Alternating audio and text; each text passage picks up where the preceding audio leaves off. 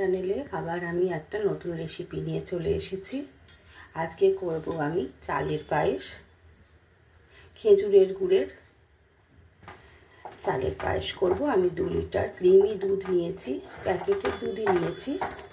দুধটাকে আমি জালে বসিয়ে দিয়েছি, দেখুন দুধটা ফুটে উঠেছে। আর এদিকে আমি এটা 1 লিটার দুধ আছে। আর এখানে দেখুন আমি তার জন্য 100 গ্রাম চাল একটু তুলে রেখেছি, ভিজিয়ে রেখে দিয়েছি। একবার ধুয়েছি, বেশিবার ধোবেন না চাল বেশিবার ধুলে মানে চালের গন্ধটা ফ্লেভারটাও চলে যায়। আর এখানে আমি ওই খেজুরি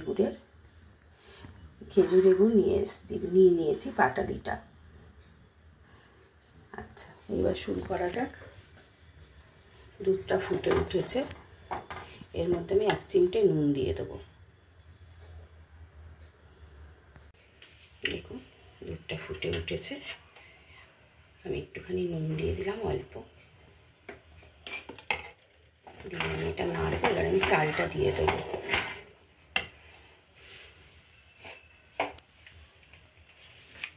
দেখুন আমি চালটা দিয়ে দিচ্ছি।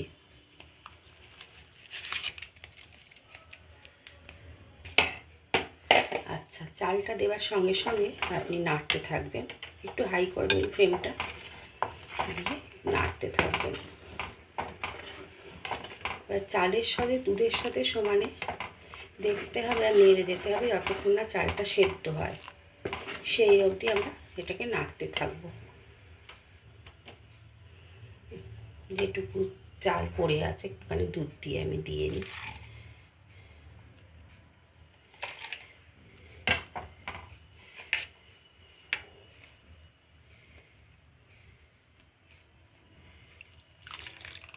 আপনারা পায়েসের জন্য অবশ্যই ফুল ক্রিম দুধ নেবেন, তবে পায়েসটা ক্রিমি ভাবটা আসবে। দেখুন আমি সমানই নেড়ে চলেছি দুধেতে আর চালেতে। কতটা দুধটা ঘন হয়ে গেছে, চালেতে আর দুধেতে মিশে গেছে প্রায়। আমার চালটাও সেদ্ধ হয়ে গেছে। আমি আরও খানিকক্ষণ নাড়বো।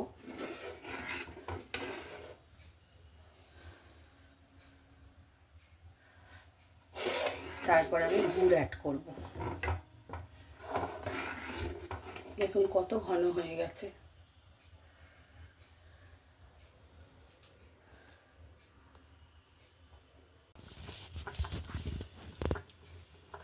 দেখুন এইবার আমি অল্প একটু চিনি দেব। এতে আমি ছোট এলাচ বা কিছু দিইনি, কারণ আমি ওই গন্ধটা ভালো লাগে না, কারণ খেজুরি গুড়ের গন্ধটা নষ্ট হয়ে যায়, সেই জন্য আমি এলাচ ব্যবহার করিনি। আপনাদের ইচ্ছে হলে আপনারা দিতে পারেন। আর আমি কাজু কিশমিশও দেব না, যেহেতু খেজুরে গুড়ের পায়েস, সেই জন্য। কারণ ওর ফ্লেভারটাই বেশি ভালো লাগে খেজুরে গুড়ের, ওর সাথে আর কোনো ফ্লেভার ভালো লাগে না বলে আমি দিই না। আমার চালটা পুরো সেদ্ধ হয়ে গেছে আর চালেতে দুধেতে মিশে গেছে। এবার আমি গুড়টা অ্যাড করে দেবো। গুড় দিয়ে আমি আর বেশিক্ষণ নাড়বো না। গুড়টা দিয়ে আমি বেশিক্ষণ আর ফোটাবো না। গুড়টা এক্ষুনি গলে যাবে, কারণ যদি একদম অরিজিনাল খেজুরের পাটালি হয় তাহলে নরম হয়, সেটা দিতে দিতেই গলে যাবে। আপনারা হলে একটুখানি করেও গুঁড়িয়েও নিতে পারেন ছোট ছোট করে, আমি আর করিনি।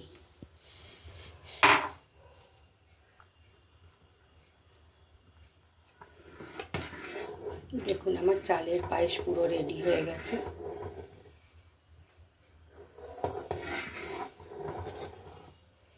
দেখেছেন কত ঘন, একদম ক্ষীরের মতো হয়ে গেছে।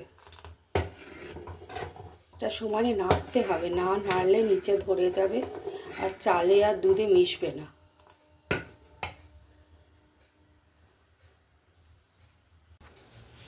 দেখুন খেজুরে গুড়ের চালের পায়েস একদম আমার রেডি।